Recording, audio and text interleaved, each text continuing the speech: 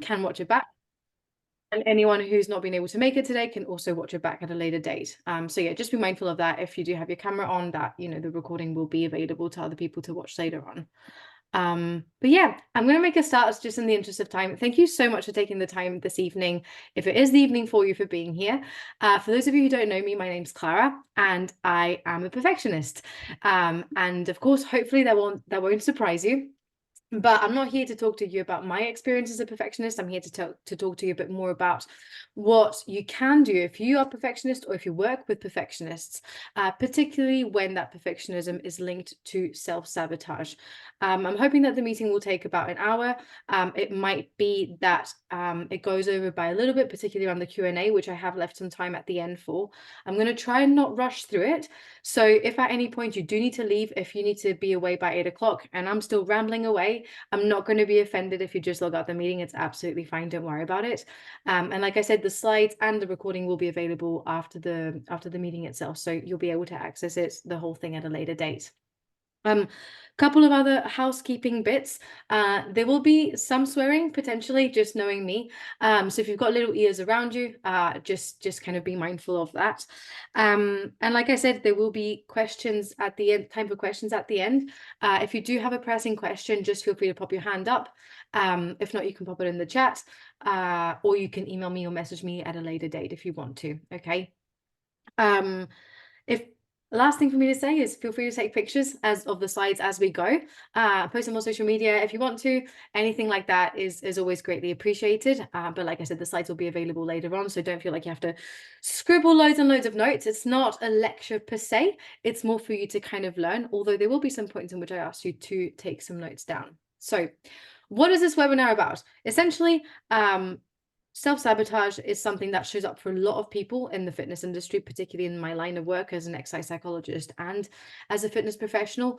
And it's something that keeps showing up in line and associated to perfectionism. And it's something that often we don't necessarily realize are linked.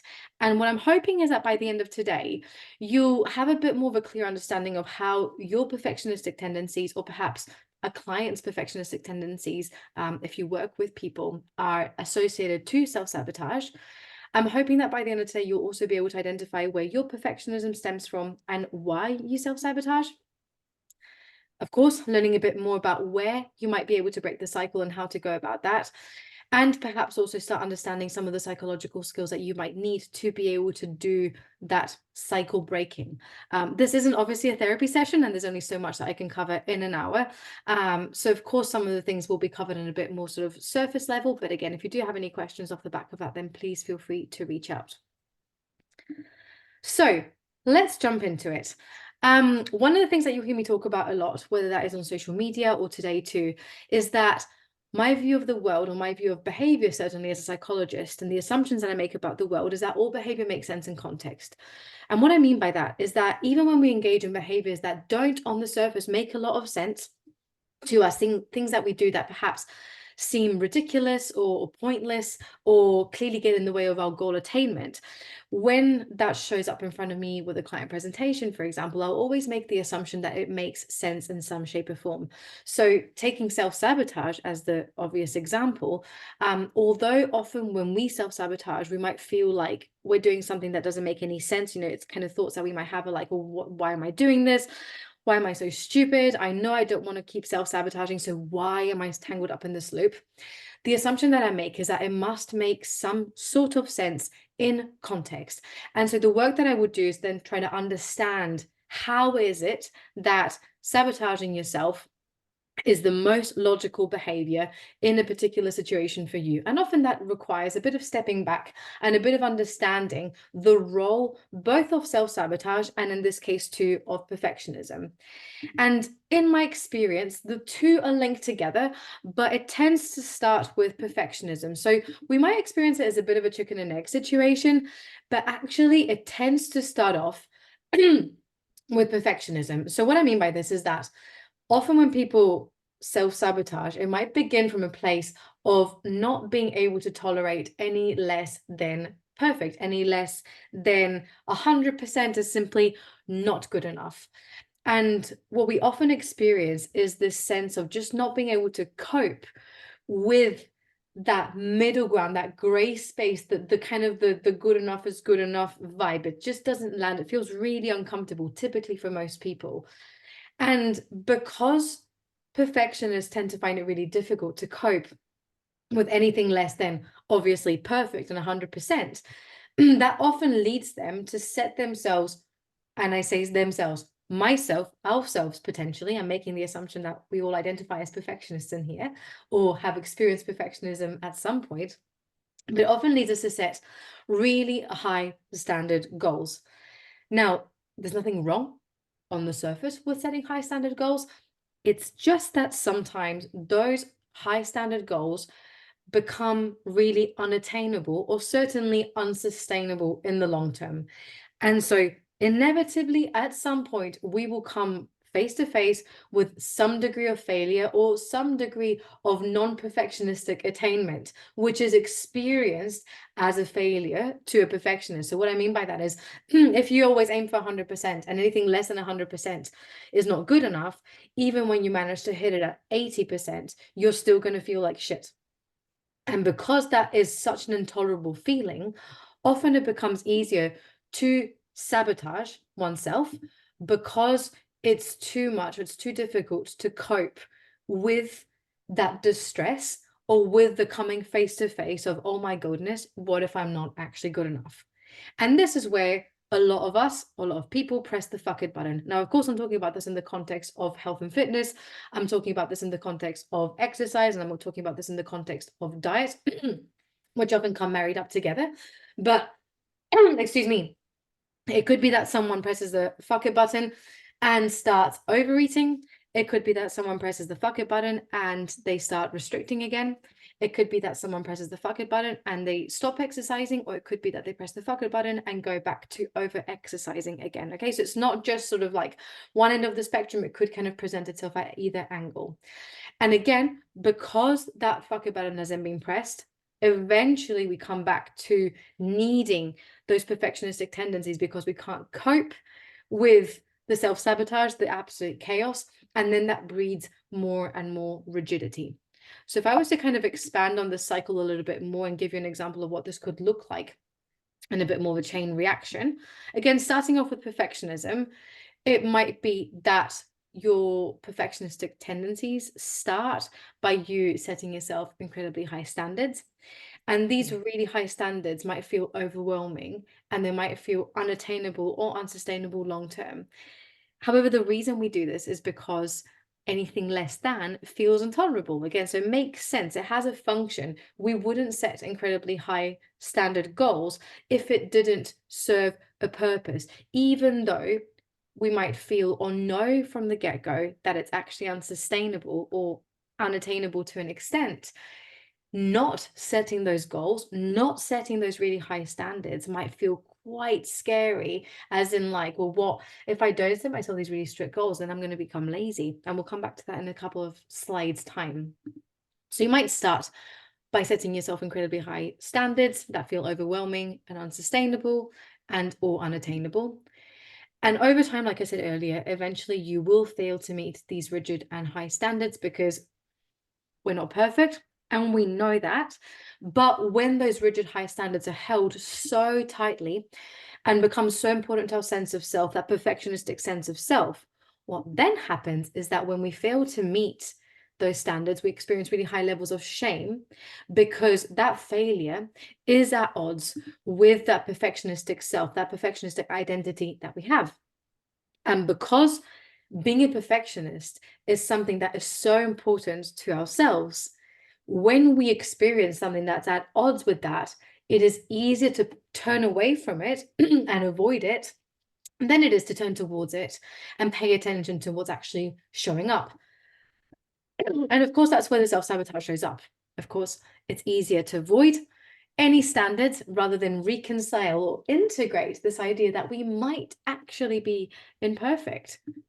And as a result of that, the fuck it button gets pressed and all hell breaks loose in whatever context that might be for an individual. And unfortunately then, as a result of that fuck it button getting pressed, at some point, whether that is immediately after or whether that is 5, 10, 15 minutes, an hour, a day, a week afterwards, eventually we might start to experience distress again off the back of being in a position where we didn't want to be. That distress becomes self-directed frustration because I'm a perfectionist. I'm good at doing these things. I'm good at being rigid. I'm good at ticking boxes. I'm good at setting myself goals and achieving them. And so that kind of distress becomes self-directed. Often it shows up as self-directed disgust, self-directed frustration, and it comes accompanied with a strong urge and a compelling urge to do something about it as soon as possible. And inevitably, of course, we might find ourselves then resetting incredibly high standards and incredibly high standard goals. And we might find ourselves repeating this cycle over and over, where we set the goals, eventually something happens that gets in the way, where we cannot be as rigid as we'd like to. We can't be as perfectionistic as we'd like to.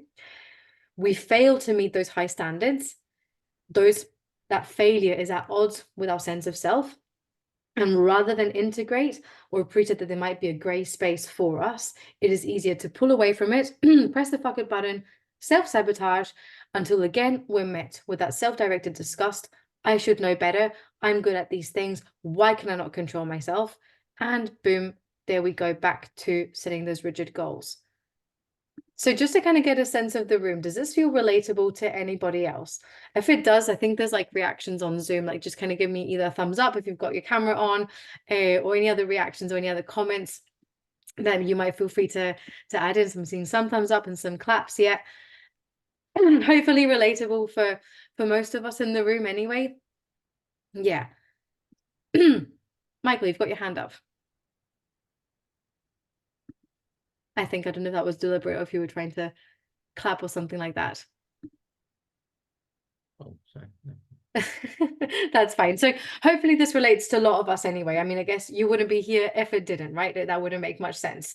And again, this is just one example. We will hopefully be able to kind of develop what this loop looks like for you at the end of the webinar as we go along with the webinar. But in talking about perfectionism, obviously this is where it starts, like I said, but it's important to note that not all perfectionism is the same. So anyone in the room, again, just kind of giving you a flavor. Have you ever felt like being a perfectionist is actually something good? Have you ever felt like, actually, I'm really glad that I'm a perfectionist because that's maybe enabled me to get to where I wanted to be? Again, just a kind of thumbs up or a wave or a clap if that feels relatable to you. Maybe it does, maybe it doesn't, I'm not sure. Yeah. Yeah. Okay, so shared sentiment around the room, right? I would agree. I put down a lot of the things that I've been able to accomplish in my life to the fact that I am a perfectionist, the fact that I had a bit of like a fire up my ass to kind of get things done. The issue, of course, is that not all perfectionism is the same. And it often doesn't have the same effect on us. So I spoke about this on a newsletter a couple of weeks ago. If you are reading my newsletter, you already recognize this, so apologies for the repetition. But perfectionism can be divided into two subcategories. The first one is perfectionistic striving. And this is where a perfectionist, is moved to do something from a position of wanting to excel, of wanting to do well, of wanting to push themselves, to challenge themselves, and to really kind of strive to become the best version that they can at something. Okay. And that has a very, very different flavor to doing something from the position or from the perspective of a perfectionistic concern.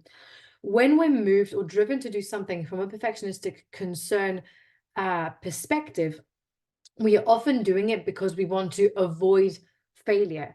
I want to be as good as I can because I can't bear the idea of not being good enough. I am pushing myself as much as I can because the idea of not being good enough, or the idea of not being at the top of my game, is intolerable. And so when we're driven to do something from that perfectionistic concern, it's often married up with a lot of anxiety, a lot of stress. It's not very pleasant. And so in the context of, again, exercise, fitness industry, nutrition, whatever that might be, that could show up as, for example, going to the gym from a position of enjoyment, nourishing your body because you like eating fruits and veggies, and you also like eating cake and whatever that might be, versus striving to hit the gym rigidly 6 days a week, anything less, you start getting angsty, you start getting a bit edgy, you notice the tension show up. Setting yourself weight loss goals and, caloric restriction, targets because you hate the way that you look, because being in your body feels horrendous and really, really uncomfortable. And so already you can see that although perhaps on the surface, the behavior might look the same. You might have two people that go to the gym 6 days a week. Their experience and the thing that's pulling them to go to the gym at that level of frequency or eat a particular way for a given reason could be really, really different. And it feels really different. And hopefully it goes without saying that it's that perfectionistic concern when we're moved to do something from a drive of avoiding failure, of running away from being met with the reality that we might, in fact, be imperfect human beings. It's that type of perfectionistic concern and the behaviors that emerge and relate, kind of come off the back of that, that then leads us to self-sabotage. So with that in mind, let's explore a little bit more around why you might be a perfectionist, why we all might be perfectionists in here. So what I'm going to do is, in the next kind of few bullet points, is going to be a list of different reasons why your inner perfectionist might have made an appearance way back in time, why it made an appearance now, why it's still kicking about, and what it's actually trying to do for you. So this is where the idea of all behavior makes sense in context comes in. What we're trying to do with this slide especially is trying to understand the function of your inner perfectionist. So feel free to take notes. What I'm going to get you to maybe just reflect on is which one of these, if all or none at all, relates to your personal experience of why you think that you're a perfectionist. There's no right or wrong reason. Not every reason for being a perfectionist is going to be listed here, but some of them might ring true to you.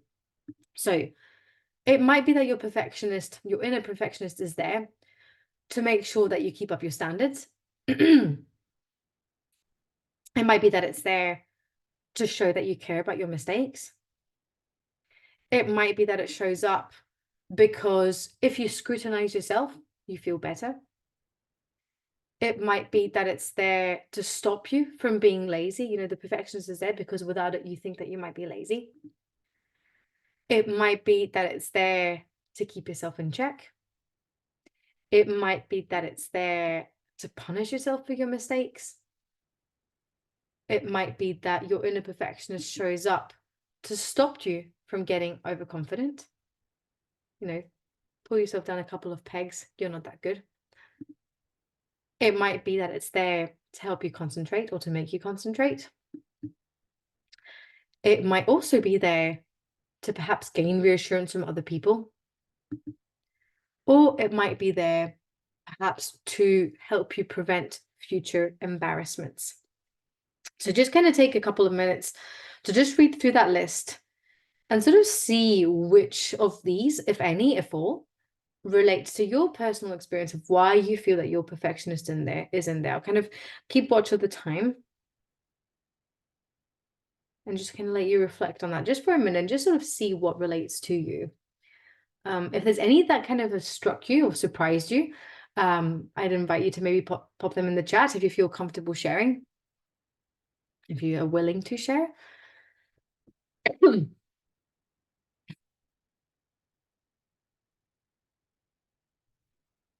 And again, it could be that all of these relate. It could be that there's certain groupings of these that relate to your experience. I certainly know that my inner perfectionist, and I might use the word inner perfectionist interchangeably with my inner critic, but I know that it tends to show up to stop me being lazy, for sure. And often to kind of make me concentrate or prevent future embarrassments, perhaps too. Debbie, you're saying that's there to stop you be lazy. And Lucy is saying that for you, it shows up to kind of gain reassurance from other people, prevent future embarrassments. Yeah, definitely. All of these are really, really common. And again, it might be that like a few of these show up for you and a few of these ring true. It could be that maybe one of them is like pretty apparent. And again, it could be that none of these relate to your personal experience. Again, this isn't exhaustive, but it is worth reflecting on, what is my inner perfectionist actually trying to do for me when it shows up? Lydia, you're saying that you relate to the feeling it's there to maintain standards. Yeah, again, those perfectionistic standards, you've always been kind of at the top of your game.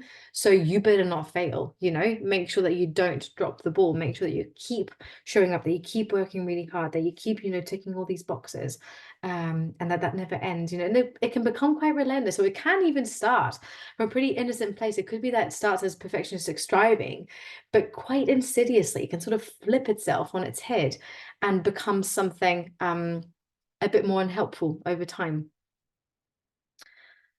So yeah, thanks for sharing those reflections. So interestingly, once we've kind of understood a bit of that function of the perfectionist, sometimes it can even like help us empathize a bit more with it, because actually it's not that the inner perfectionist always just wants to make you feel shit. Although sometimes, we tend to experience it as perfectionists in our mind, like, oh my God, just give me a break, please. I call my inner perfectionist / critic and negative Nancy. And I just sometimes want to tell Nancy to just shut the fuck up, because it's just, it's exhausting. But sometimes, understanding why that inner perfectionist is there can help us, develop a bit more of an understanding and a bit more of that almost like empathy for like, all right, okay, I see what you're trying to do. Is it helpful? Maybe not all the time, maybe not loads, but I can see what you're trying to do here.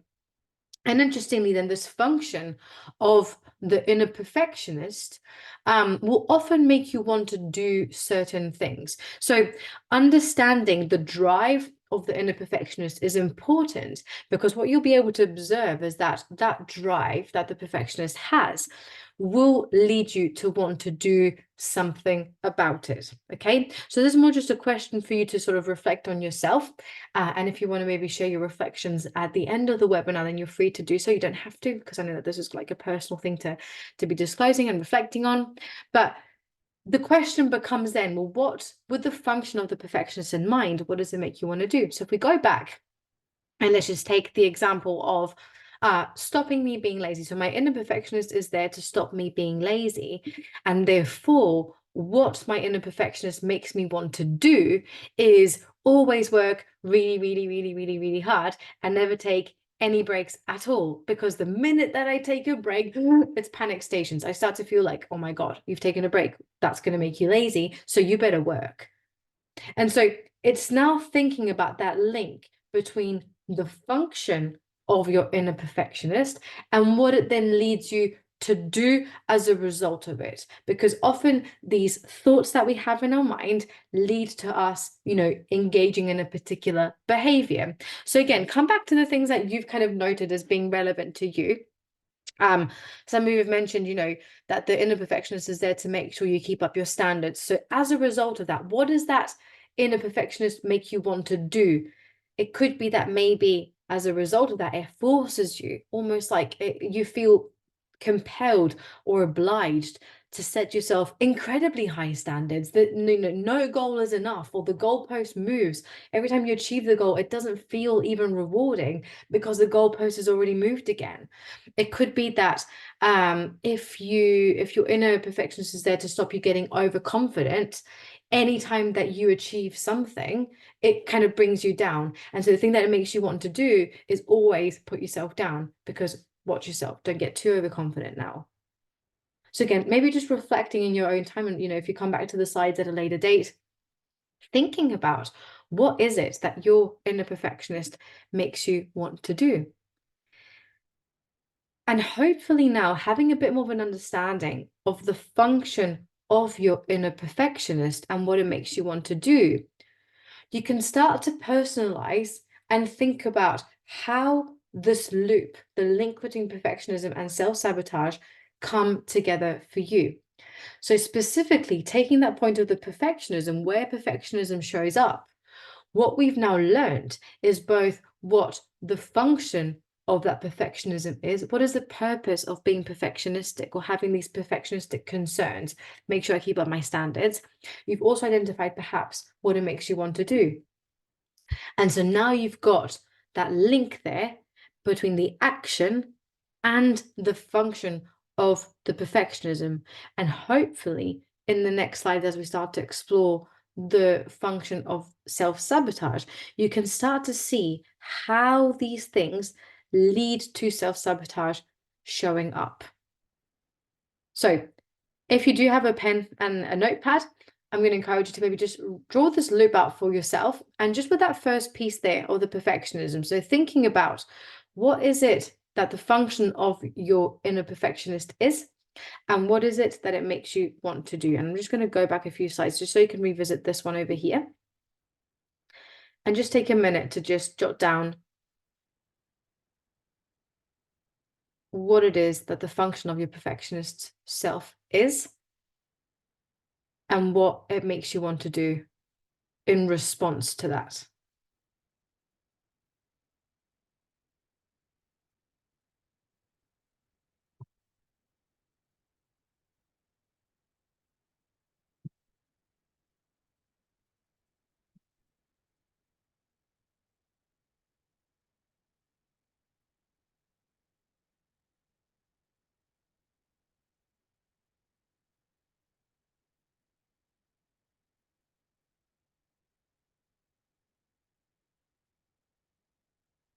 And again, it's okay if you're not too sure just yet, if it's just maybe a bit of too much information.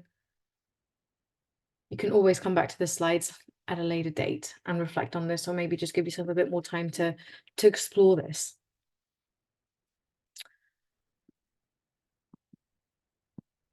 How is this landing so far? Kind of trying to get a bit of a temperature of the room. Is it making sense? Is there anything that you'd like me to clarify? If does anybody have any questions? This could be a time to kind of pop them in the chat if you do. Otherwise, I'm trying to look for these reactions so I actually know what reactions you can use on Zoom. I never remember because I use Teams at work a lot of the time, so I'm not sure. But yeah, if this is landing, maybe just give me a thumbs up if you've got any questions or anything you'd like me to clarify. Pop them in the chat now and I can come back to them later on. Seeing some thumbs up and some clapping, so that's good news. Hopefully this is making sense so far and I'm not talking too fast.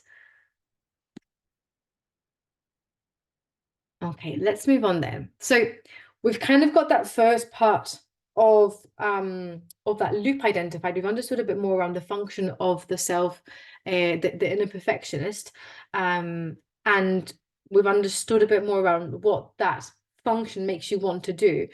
So let's explore self-sabotage in a bit more depth, okay? So the thing about self-sabotage is that, like I said earlier, on the surface, it seems senseless. It seems often ridiculous. We might notice our inner perfectionist, which sometimes in these cases becomes, a bit more of a critical voice, really kind of scrutinize us and go, why the hell are you doing this? Why do you keep doing these things? Like this is clearly not aligned with your goals. So how are you so incompetent at like not stopping it? Like, what is wrong with you? I don't know if anyone else has those types of thoughts. Certainly I know that I do. I know that these conversations show up with a lot of people that I've worked with in the past too. So just reflecting on, that self-sabotage, being there. And again, coming back to that point of it making sense in context. Like I said earlier, it's about assuming, like, if the assumption that I would approach this with is going, okay, well, let's just assume that self-sabotage is the most logical response. It's the most reasonable thing to do in certain situations. What would make self-sabotage a very reasonable thing to do? And if we take that perfectionism, particularly the perfectionistic concern, and think about what the perfectionism is doing, is often trying to avoid, again, coming face to face with, this idea of not being good enough, encountering that reality of maybe I'm not actually good enough at what I want to be good at.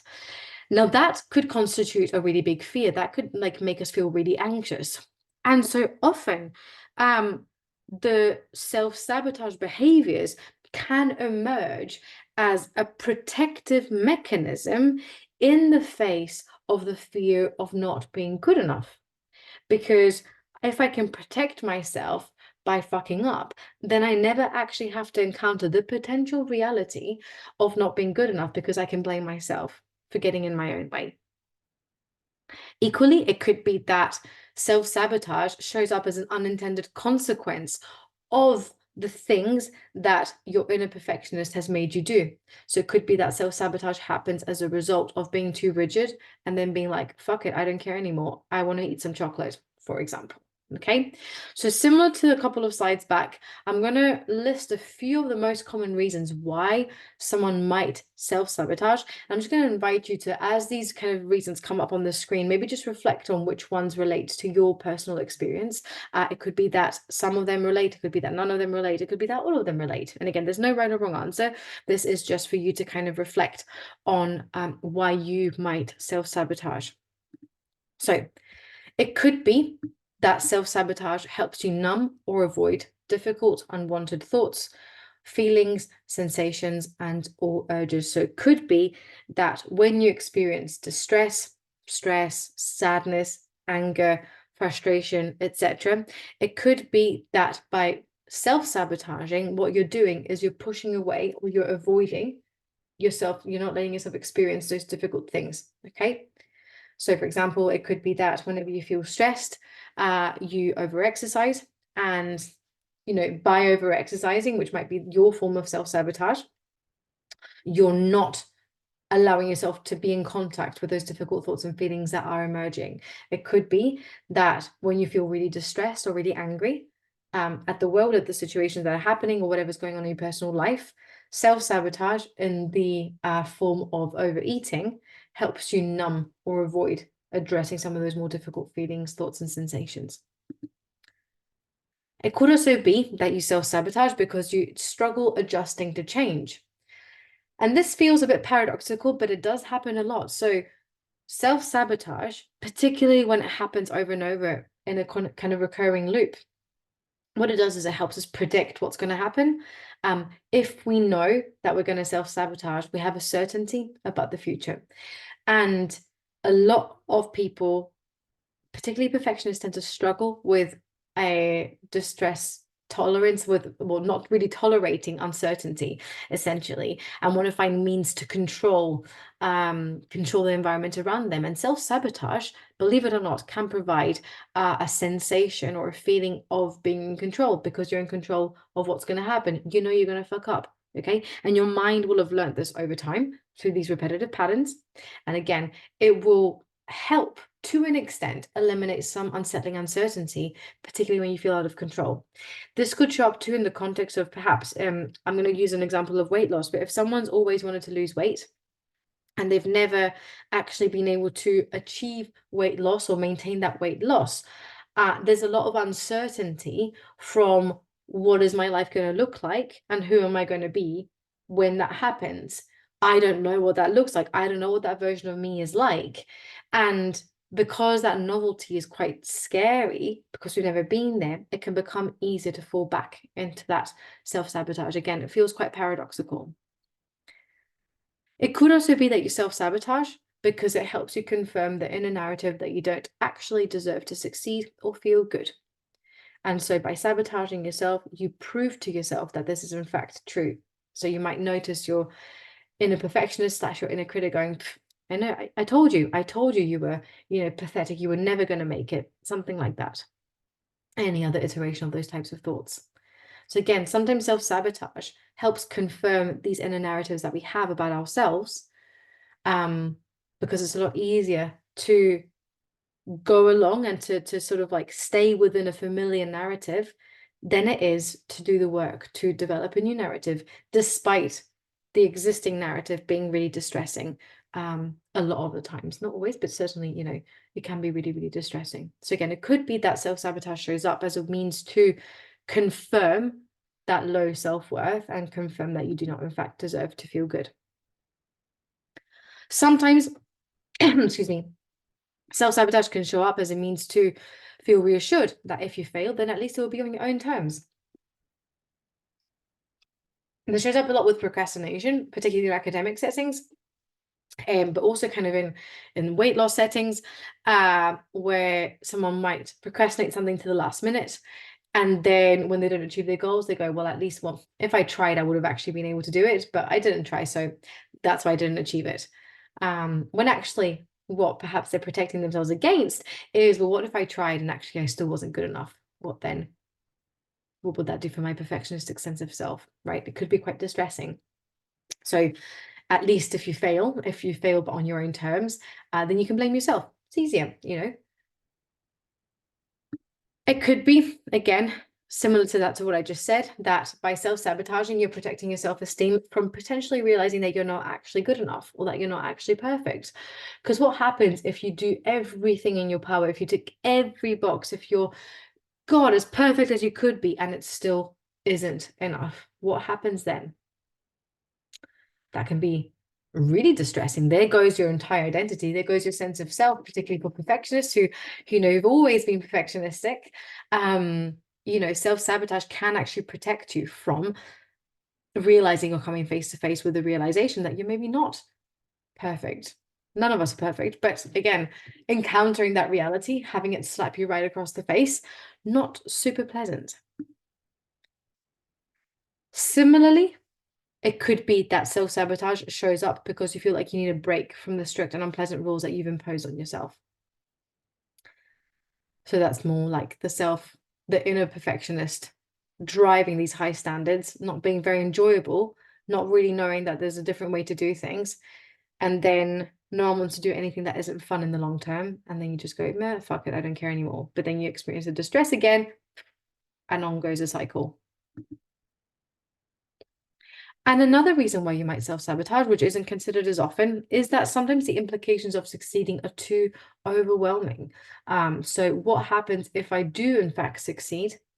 What does this mean for my sense of self? I've never succeeded at anything. I've always gotten in my own way.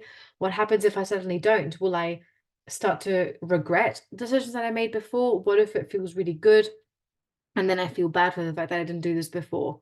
Again, it can be quite overwhelming to have to change our inner narrative and update that mental image and experience that we have about ourselves. So that can be difficult too.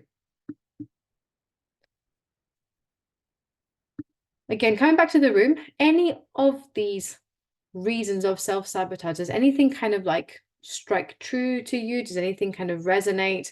What if you feel comfortable sharing, would that be? Is there anything that maybe surprised you that you didn't expect to see, that you've gone, oh wow, that's definitely me, and I didn't think that was me?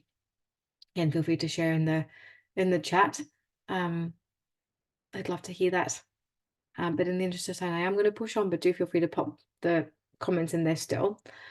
But again, continuing here with the personalization of the loop, now that you've maybe identified a few more of the reasons why you self-sabotage, you can maybe start to see how they link together for you. So this early example of setting incredibly high standard goals to stop me being lazy being the function of the perfectionist self. The thing that makes me want to do is set myself really high standards, but then I self-sabotage because it protects my self-esteem from potentially realizing that I'm not actually good enough. So I come really close to succeeding, but I go, and what if it's still not enough? And boom, get in my own way. Okay. So again, no time to go through this extensively, but what I would maybe recommend is that you go back and that you revisit the reasons why you might self-sabotage, and think about how these two link together, and specifically maybe just take the time to see if you can develop your own cycle and own loop that relates to your experience. Again, this is just one example where you might set high standards because you've always been perfect, must be able to do good and hard things within food and exercise. Then life gets in the way, deviate from the plan, experience shame and embarrassment from failing. I've always been perfect, so how can I not do this? It's easier to avoid that reality than to integrate the idea of the imperfect self. Because of that, this feeling of incompetence shows up. What's the point? Press the fucker button and then feel internalized and self-directed disgust with a compelling urge to change ASAP, and then the cycle starts again. Again, just a show of hands around the room. How is this landing? Is this sort of like making sense? Is this fitting in with your experience? If it does, or if you can see how this might relate to you, if you can just give me maybe a thumbs up. Yeah, overall landing. Pleased to hear that. Obviously not pleased for the fact that you've been through this loop, because I've been there. It's exhausting. It's not very fun to be stuck here. But this is what we're here for. So let's talk for the last 20 minutes a bit more about how to actually break this cycle. Which I'll caveat by saying that it is a heck of a lot easier said than done, and that hopefully goes without saying, because I'm sure we all know what we need to do, but actually doing it is really freaking difficult. And there are many places in which you can break the cycle. In fact, you could learn behaviorally, and sort of like from a thinking and feeling perspective, you could learn to intercept the cycle at any of these arrow points. So you could do something different in response to each of these cues, and that would lead to that cycle being broken. Okay. But the angle that I'm going to focus on, or the arrow I'm going to focus on, the link I'm going to focus on, is this one over here, where you might experience distress and self-directed disgust or frustration in the presence of self-sabotage, and you notice the compelling urge to change ASAP. I find that this is a really helpful place to start. And it's often where I would encourage somebody to start if they feel able to. But again, it would depend from person to person. And again, just because I'm saying this doesn't mean that this has to be what you choose to do in your own personal life. But let's just take that example. Let's just say that in the face of, let's just imagine I've self-sabotaged. And it might be that I've self-sabotaged by not paying attention to my nutrition for an entire week. And off the back of that, I'm getting really anxious, I'm getting really stressed, I'm picking my body apart, and I feel totally rubbish. So I feel a lot of distress, a lot of self-directed disgust, a lot of frustration. I'm feeling really critical of myself, and everything in my mind and body is going, not good enough. You have to do something about this. You should have done something about this last week. In fact, you should have started dieting when you were 2 years old, whatever that might be, right? You should have started before. And so I'm noticing all those urges to do something straight away. But instead of going ahead with what my inner perfectionist wants me to do, instead, let's just assume that I might set more manageable goals in spite of the compelling urge to throw the kitchen sink at the wall. So let's just say that instead of setting myself insanely high standard goals of, okay, you've not tracked your nutrition for a week, so this week you're going to track even your lettuce, you're going to weigh your cucumber out, you're going to be on the money, you're going to go even more into a calorie deficit, and you must not deviate, and you shall not pass, you shall not deviate from any of these rules at all. Let's say that instead of doing that, I set myself more manageable goals. As a result of that, what might happen is that when I inevitably have to somehow adjust and integrate my goals to real life, I might feel a lot less shame and embarrassment when life gets in the way, because the goals aren't as rigid. There's some wiggle room in there. I've given myself that permission of, okay, maybe I can kind of work around this. It doesn't have to be this be all end all.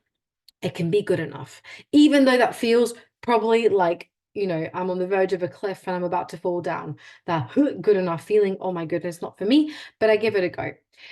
When it then comes to adjusting and adapting my goals to life, I might feel less shame and embarrassment, okay? And it means then that when I quote unquote fail, it's a lot more tolerable, because I didn't set myself the expectation of being perfect and being 100%. It's almost as if I lowered my standards, which felt very uncomfortable.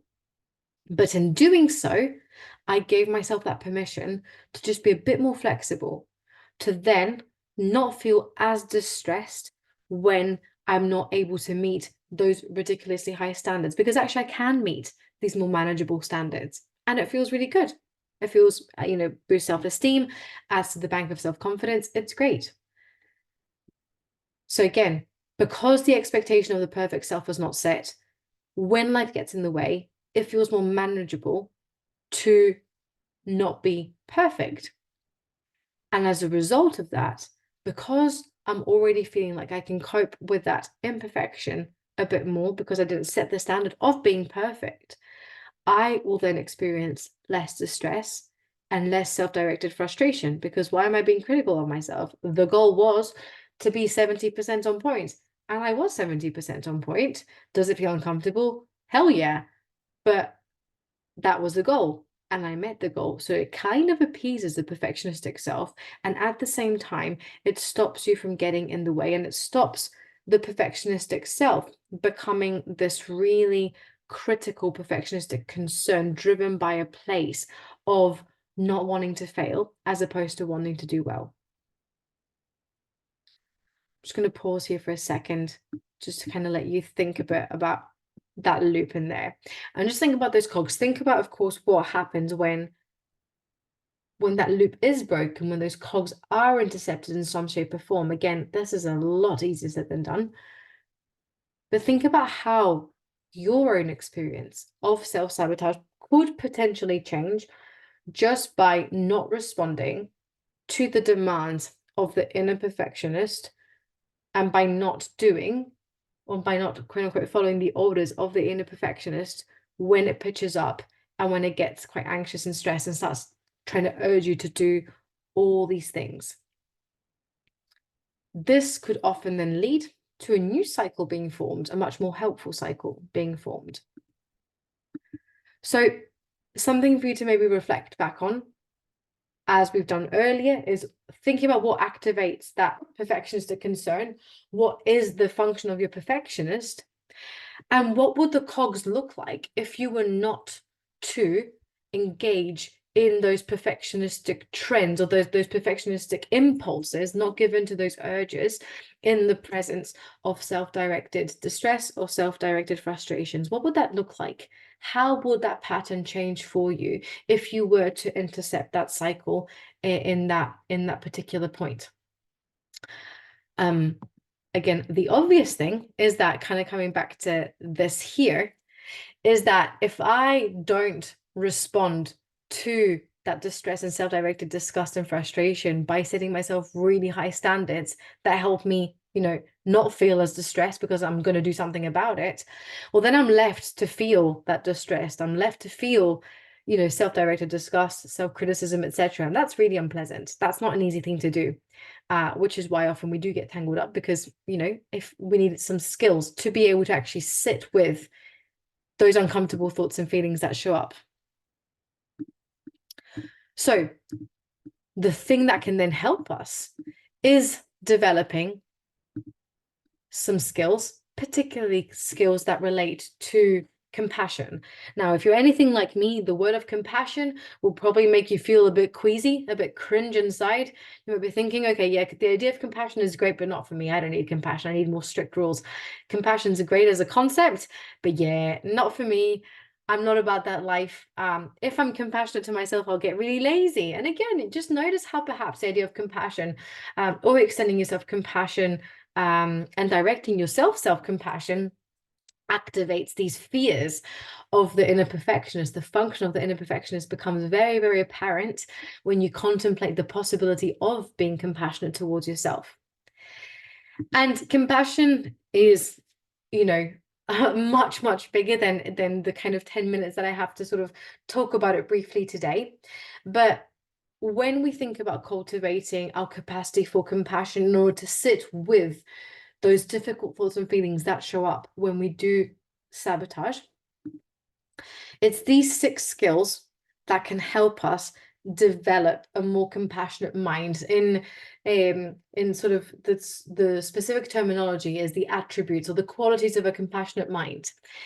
And by learning how to display a care for your own well-being, how to orient your mind to doing things that feel caring for yourself, by learning how to be sensitive to your own distress, by learning to tune yourself to the things that you find difficult, by normalizing those experiences, by understanding that there's a reason why both you're a perfectionist and both you self-sabotage, by allowing yourself to be moved by the fact that this is difficult, by having empathy for yourself.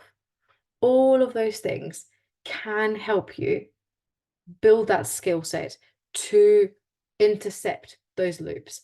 It's really, really difficult to sit with distress when you haven't learned how to tolerate distress.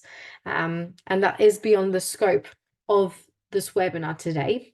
But these 6 skills, these 6 qualities of the mind, in developing them and in nurturing them, a bit like a plant, and watering them and tending to them, they increase our capacity for being able to intercept those self-sabotage loops at different points, not just where I mentioned earlier over here, but if you could, by being more caring for your own well-being, it might be that when you inevitably fail, you don't respond with shame and embarrassment. You respond with kindness. You respond with understanding.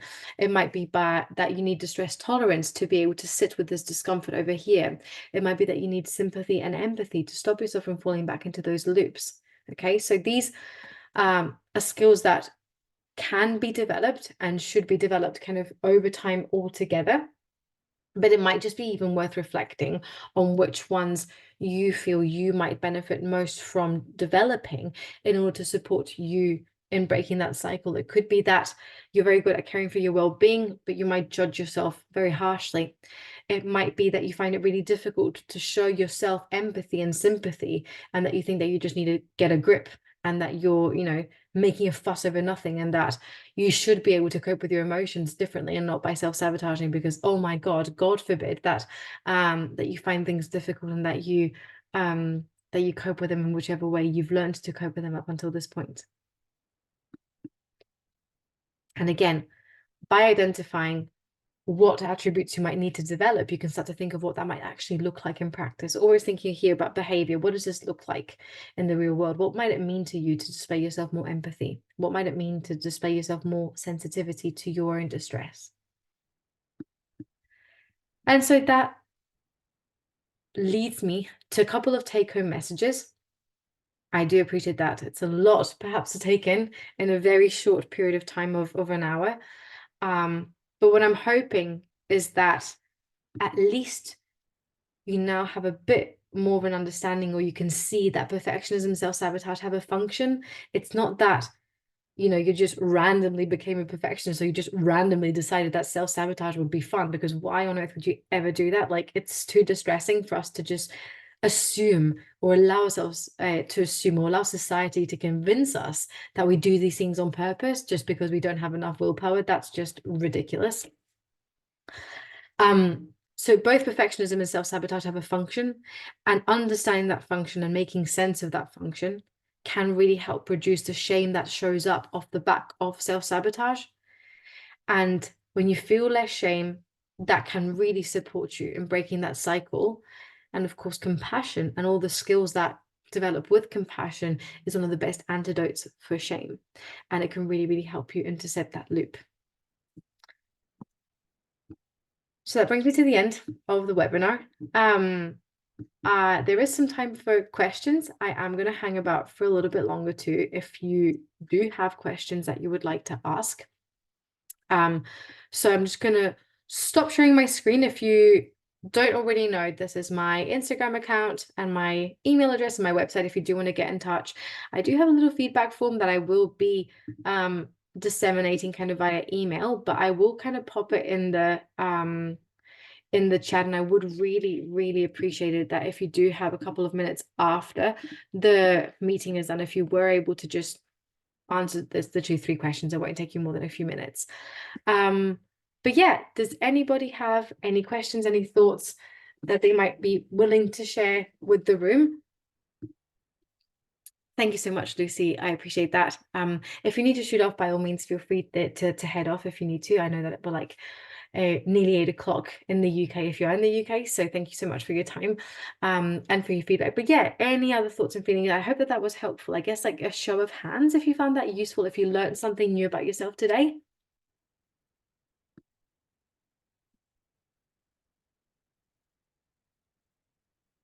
Amazing. Michael, you're asking, is there psychology of doing what's good enough as opposed to perfect? Yeah, definitely. I would say that being able to lean into those compassionate skills, particularly looking at it from a compassion focused therapy perspective. I guess I'm leaning quite heavily on that, as I use that modality a lot in my work. What compassion helps us do is normalize our distress, normalize our perfectionistic tendencies, understand how they make sense in context, and also learn how to be comfortable with being good enough, and learn how to sort of develop the distress tolerance needed to sit in that really murky, uncomfortable, dark space that often is this new way of doing things, this new way of actually being okay with being good enough.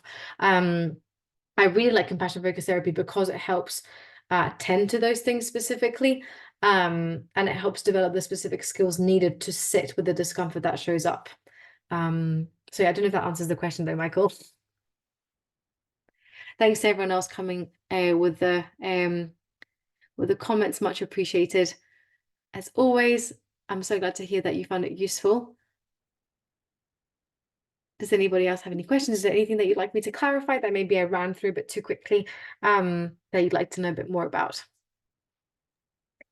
Hi, Clara. I have a question if that's okay. Of course, Lydia, go for it. It's probably it's more about just you, I guess, and your journey as a sports psych in training, well, sport and exercise psych in training, because I'm on that same path. I just wondered like how you found your perfectionism feeds into that journey, because it's obviously difficult at times. And like if you have any top tips you've found that have been helpful for yourself navigating that. Yeah, that's really good. That's a really good question, Lydia. Thanks for that. It is difficult. I would say that because there's that balance between appreciating that perfectionism in many ways has got me to where I'm at. And then that's one of the reasons why I attribute my drive to being a perfectionist. One of the things that I found most helpful was kind of establishing very strict boundaries with myself of, just good enough is good enough, and almost like having to repeat that to myself. I took a year out between my undergrad and my master's. So I did my undergrad in psychology, my master's in sports psychology, and I took a year out between them because at the end of my undergrad, I was in such a hole of perfectionism and just this drive. It was unbearable. And I told myself, you're not going back to uni until you've done some work on this. And so I spent a year kind of learning a bit more about myself. I learned a lot. I had time to read about CBT and sort of applied some of these techniques to myself.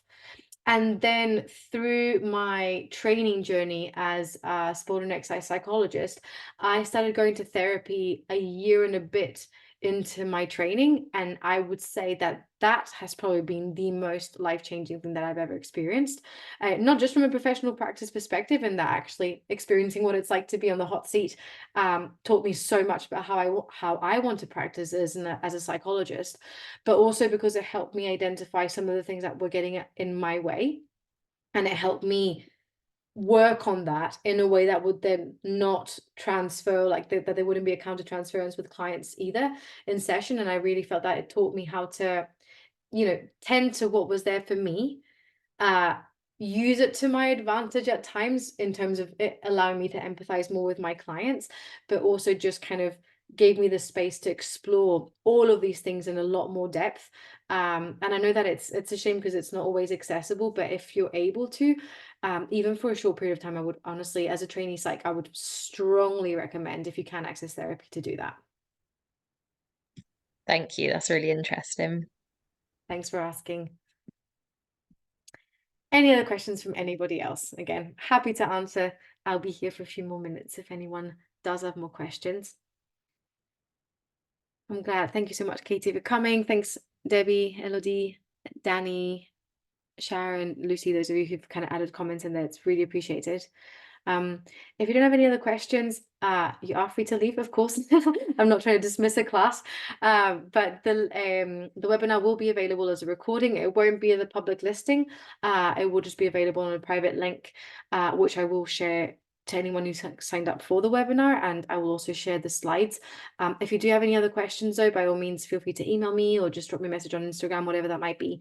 But thank you so much again for coming. Thank you so much for taking an hour of your day to come and listen to me talk about something that excites me very much. And hopefully I'll be doing a few more of these in the future. I'm not too sure. I'll kind of see what the feedback is. But again, much appreciated, and I'll hopefully see and speak to all of you at some point in the near future. Okay, thank you so much. Bye bye. Take care.